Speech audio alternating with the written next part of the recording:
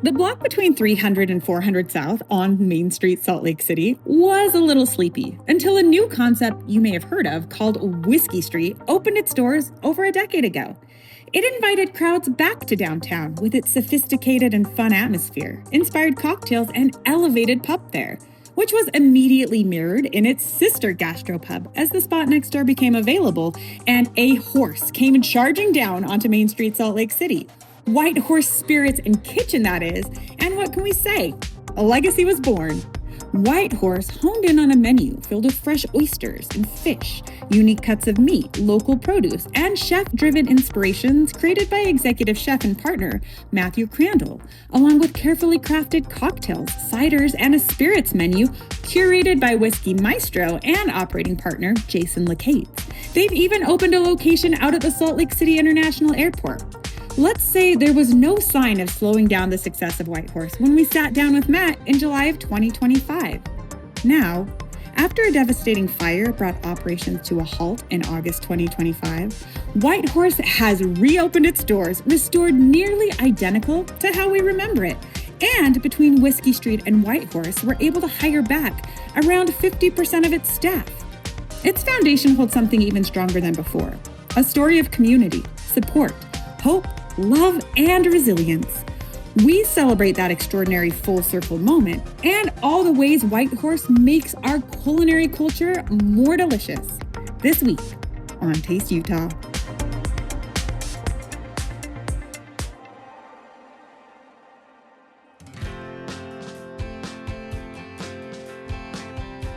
In 2000, I think it was 8, Jason, one of my business partners, and Trace had opened up Bourbon House, which was the start of the Bourbon Group. It was in the Walker Center. 2013, they reached out to me to help them open up Whiskey Street. 2017, we opened up White Horse here, which was equally successful, and we've been going ever since, and opened up Franklin 3 years ago. We wanted to bring a big city vibe to Salt Lake City, and Salt Lake really didn't have anything, and Main Street really didn't have anything at that time either. So we wanted to bring a bar program and a food program that was equally as good as anywhere you go in the nation. You know, if you could go to Portland or Seattle or Chicago, you can go and dine and have great craft cocktails and great food, and we wanted to bring that to Salt Lake. So that was our vision behind it. Jason's really involved in whiskey bars, or whiskey, and we wanted to make it a whiskey bar, and I wanted to do food that was matching that. So we do a lot of emphasis on food that comes from the regions of where we pick up the whiskeys, a lot of smoke, a lot of in-house cured meats that pair well with whiskey, you know, American gastropub vision behind that. So we'll start with the oysters. They're West Coast oysters. These are flown in from Washington 3 times a week. Wow. And those are just simple oysters with, you know, a champagne mignonette, some cocktail, and fresh grated horseradish. Yeah, fresh grated. I was so impressed with that. Yeah, and then over here we've got our clam chowder. Beautiful. Which is fresh Manila clams, and it's made to order a la menu. We'll take bacon, some fingerling potatoes, a little stock, a little bit of cream and some butter, and saute everything up together. There's no flour. So without the bread, it's a gluten-free. Oh, I love that. Yeah, but fresh Manila clams, some leek, some green onion in there.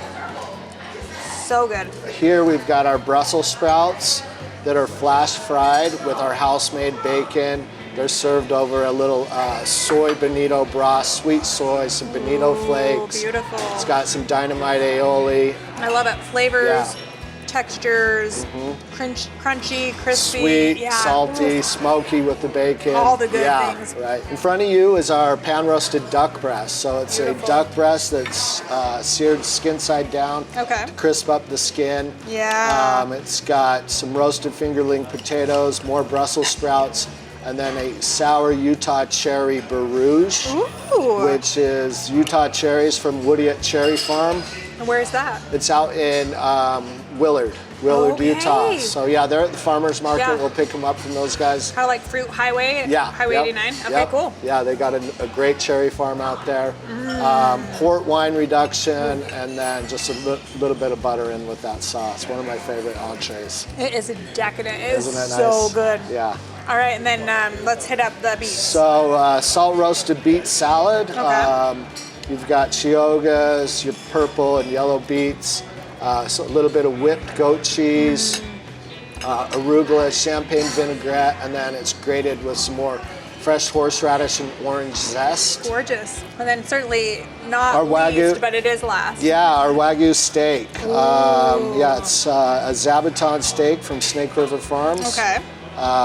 Roasted fingerling potatoes, grilled broccolini, and then it's got a bordelaise sauce Okay. and gorgonzola butter on top. Tell us about the cut of beef. So it's Zabuton. Zabuton, which is off the chuck's shoulder. It's a great, very marbled steak. It eats kind of like a ribeye without all that fat content. It's super tender and very, very flavorful. And then tell us about the beverages. So the beverages right here, you've got a cider, and we like to feature our ciders because we've got a very vast draft cider program, one of the biggest in Salt Lake. Okay. We bring a bunch of different ciders that are local and from out of state, and have them rotating taps all the time. I love it. What do you Yeah. love about ciders? What's I love the compelling? sweetness of it. I like it just depends on which one I'm drinking. Yeah. And I think it pairs well with food as well. So, Yeah, absolutely. And then in front of you. And then I've got the Wood Elf cocktail here. It's similar to Old Fashioned, Okay. but it's made with some our Whiskey Street Barrel Select High West, which we've chosen out. So, and we've gone up and picked up barrels and just chosen out the barrel and bought the whole barrel just for the bourbon group. High West is such a pivotal purveyor. I mean, they Right. really helped to bring the craft spirit industry to Utah. Yeah, they did, and I they've feel done like- a fantastic yeah, job. and I feel like Yeah. they single-handedly brought back rye whiskey. They did. You know? Yeah, one of the best Yeah. rye whiskeys. They're double rye is actually what it is in here. Oh, how Yeah. fun. Yeah, that's really good. The bar program is really thorough. Jason's done such a good job of bringing in very hard to get spirits. We've done a great job with training. We've got great bartenders who Yeah. are creative. We give them a lot of freedom to mess around and do what they want. And yeah, we definitely have put a lot of thought and time and energy into making sure that our bar program is top level here in the state of Utah. Yeah, I love it. And it's not just Whitehorse, it's Whiskey Street, and now it's also Franklin as Franklin well. Avenue as well, yeah. Talk to us a little bit about Franklin. It's in this beautiful building. Yeah. It's several levels. Yeah, Give us a so lay of the land. Franklin's got a little bit of history to the building. The street that it's on is called Edison Street now, but originally it was Franklin Avenue. Oh. And before that it was a printing press, and before that it was a variety theater. So Wow. yeah, so it's got a lot of history. They changed the name of the street to Edison Street to kind of clean it up back in the day, but we wanted to honor the history of that street, and that's why we named it Franklin Avenue. Just thank you so much for Thank having you. us here and just allowing us to share your story. I think oftentimes we see these what now are just epic, curated, beautiful gastropubs. I mean, I can't even call them bars because they are bars in origin, but Yeah. really it is about food and beverage coming together. They are adult only, Yep. but you see it and it just goes. And sometimes I think you forget about all of the work, all of the effort, all of the care, all of the love, all of the curation that's put into creating an experience that you feel like is a big warm hug just wrapped around you. It is, yeah. We've embraced that and done a great job, and we love this city, and we're thankful for being able to be here and stay in business, and all the people that support us. So I love it. Well, let's thanks do for an coming. oyster. Let's do an Let's do oysters it. cheers. Yeah. Tell me what you think here. What do we need? I just like mine with a little bit of mignonette. Okay. But yeah. I'll do it. A little vinegar. Okay. All right. That's it. Chef Matt, Cheers. thank you Thanks so for much. coming. Yeah. Breaking at 10, crews are responding to a massive fire. This is burning in downtown Salt Lake City on Main Street, just across from the 2 News studios. This is a live look from our roof camera showing flames shooting from the roof of the building.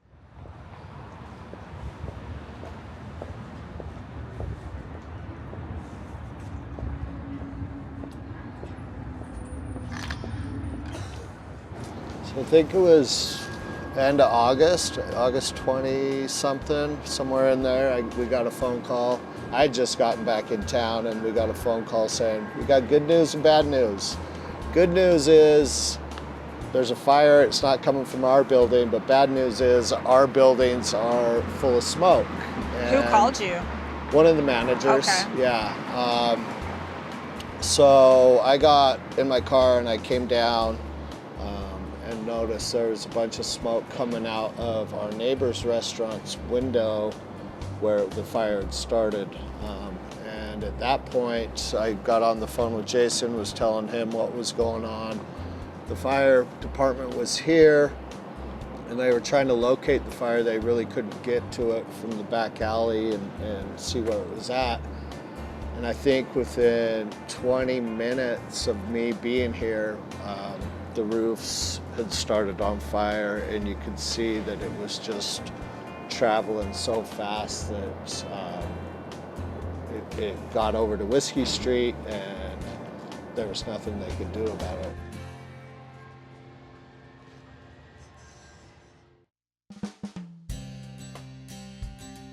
The fire department was here and they were trying to locate the fire. They really couldn't get to it from the back alley and see where it was at. It got over to Whiskey Street and there was nothing they could do about it at that point. So you're open for business, I imagine. We were open, Once you yeah. see the smoke and everything, you clear the restaurants? Yeah, or? the Okay. guests, there was still food on the table, there was people's checks, half drinking drinks, yeah. and you know, all our staff and guests had to be evacuated. And then within probably, 40 minutes of that happening, the roofs were on fire for Whiskey Street and the neighbors' restaurants. I mean, at this point in time, you think they're both a loss? Yeah, it was pretty rough. It was really surreal. Like the next morning, I wanted to wake up from a bad dream and, and be like, sure. all right, I'm going to work. Yeah, what am I doing? And I mean, we just walked up and we were standing on the other side of the fence with, the mayor was here and, a lot of city officials, fire chief, everyone here just trying to be here for support. Yeah. But we just sat back and, they were still smoldering. All we could see, though, the front of the buildings were destroyed, so we could see, we could see Whitehorse. We thought Whitehorse was a total loss. Thankfully, it wasn't. But you could, Whiskey Street, you could tell it was in trouble. A lot of damage. Yeah.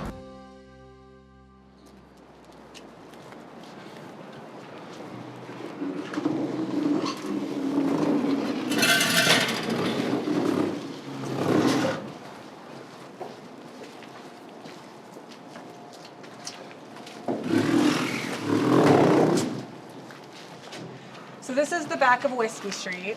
Yeah. Where are we standing? What was here? So the restrooms here. Okay. You can still see the footprint of the kitchen. This was Back seating area. tables. Okay, And, tables. yeah, Tables booths, here, all- artwork along the wall. So yeah, this was the walkway back to the restrooms, but there was seating along here. Walk, so yeah.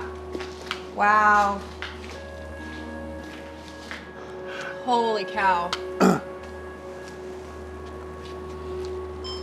Probably about a four foot gap in between the ceiling and the roof. Yeah. And we think that's Where really what caused the fire to be so problematic and so Yeah. tough for the firefighters to get water on it initially, because it was in that void next door and then moved over in the same manner. Well, and all that swirling air, right? And we know like what a fire needs in order to thrive is space and air and tight quarters. Yeah. Jeez Louise. I mean, obviously you can see Whiskey Street's a total loss. Yeah. But I mean, the goal right now is just to preserve the historic walls, which are these two walls in the front of the building. And kind of one thing that's cool is is we had preserved, this is the original These. wallpaper back from, we don't know exactly when, but the restaurant that originally operated here operated from like the 1915 into the 60s. And we had preserved a couple of these. You can see the frames. We can frame it in, but the fire took some of the plaster off and starting to expose all of it, of what it looked like originally.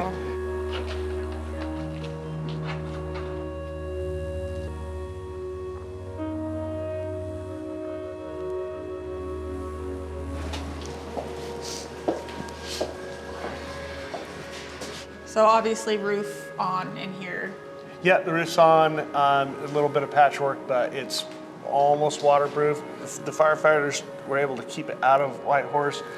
We didn't know that initially. The damage here was because the roof collapsed because of the weight of the water from the firefighting effort. The roofs slope towards Main Street because that's where the drains are, and it just got so much water this that is boom, all it collapsed. Water damage in here. Yes. And Yeah, Smoke damage. Yeah, smoke. And Okay. smoke damage.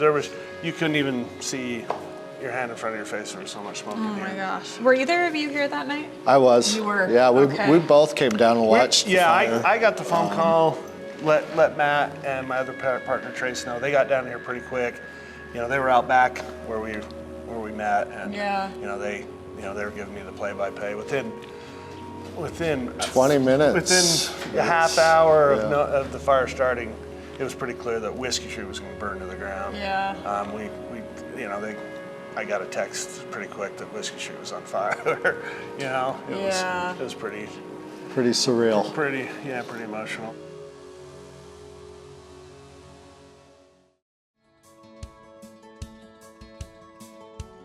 I mean, I just can't imagine. When we sat down, it was like this idea, the episode is Whiskey Street, White Horse, and the Franklin Ave, yeah. And just this incredible community that you've created through these different food and beverage operations, but really through time and place, through being able to come into these spaces, feel like you belong, feel like you're taken care of. You've spent over a decade establishing yourself as restaurateurs, proprietors. You hear in the community, what can we do? We want to help, what can we do? And as leaders of your community, you also thinking, what can we do for our employees? And I think what was so special and what is so indicative of what you've created is a culture of connection and support from Downtown Alliance, Salt Lake City, Mayor's Office, the Utah Restaurant Association. The whole community, all of Salt Lake. The nice thing is we had a model, so during COVID, we all came together under Tip Your Server. Every other business owner that you consider competition really came to support us, do what they could, do fundraisers at their own restaurants to help support and donate to our staff. It was really special to see just the support of all of Salt Lake come together and raise almost $500,000 to help support our staff. Yeah. And give them an opportunity to land on their feet. To create a space, middle of Main Street between 300 and 400 South, which for so long kind of laid empty, was known for a couple of little spots. It's so much more. To create something that Architecture Digest would say is so beautiful. I mean, the space here at White Horse is phenomenal and will be again, there's no doubt. The space at the airport, I freaking love it. It's one of my most favorite things. It's just to be able to go out to the airport and people are like, oh, Katy, I'm at the airport, where should I eat? It's I love to be able to say oh, you've got to try White Horse. And then when you come to Salt Lake City, you've got to try it again. Whiskey Street, the same thing. Franklin Avenue, absolutely the same thing. And it's so nice that people can support you for the Franklin Avenue location while there's this transition. But more than expectations being so high is just people being so happy for you to come back. The pre-savoring anticipation of being able to spend holidays and lazy Saturdays and Sunday brunch in both of these spaces. brings tears to my eyes in like such a good way, because I know it's been an emotional journey for you, for your staff, lots of unknown. But just thank you so much for being powerhouse individuals that know how to connect through your strengths to then be strong for your community and to allow your community to be strong for you too. And that's what this whole tragedy has taught me, and I've been so inspired by, is that restaurants are places where people feel like they matter. That's what you do. That's what you offer. And we get to do that through good food. We get to do that through good conversation. And we get to do that through caring about each other and supporting each other when we need it. Right. So just thank you so much.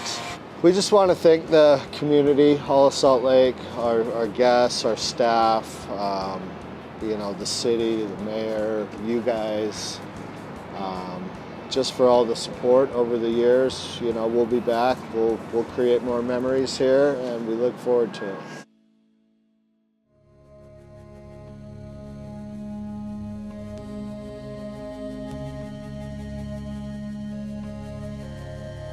Whitehorse is now officially reopened for our enjoyment, and it's been an honor to share their journey with you, the viewer, the guest, the contributor. Because our little show has never just been about food or how quickly you get to the bottom of whatever is in your glass.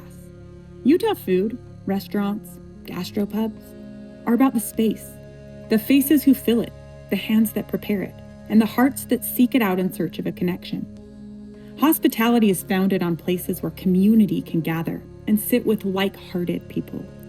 And it's not about the words we speak, but how we feel in the presence of one another, how we fill our cup and our bodies with care and commitment to one another. This episode is dedicated to our Utah food, restaurant, and hospitality family, the hands that hold us up, and the spirit of our collective efforts that will forever live on in the foundation of Whitehorse.